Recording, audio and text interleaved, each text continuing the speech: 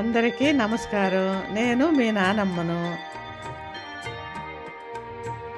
మీరందరూ బాగున్నారని అనుకుంటున్నాను. నేను బాగున్నాను.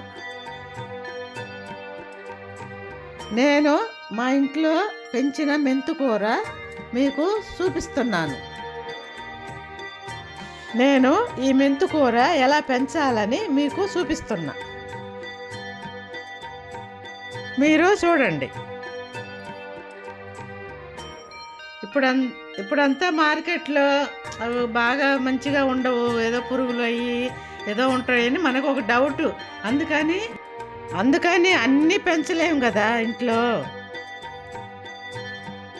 ఏదో ఒకటి ఇంట్లో పెంచుకుంటే పిల్లలకి ఇవ్వచ్చు, ఈజీగా ఇవ్వచ్చు అని అనుకొని నేను ఇది చేస్తున్నాను.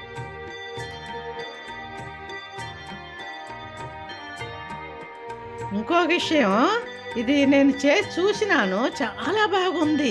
సరే ఇలా చేసుకుందాం అని ట్రై చేశాను. అది మీకు కూడా చూపించాలని నాకు ఒక ఆశ. నేను ఇంట్లో ఇది వంట చేశాను, చాలా టేస్ట్గా ఉంది.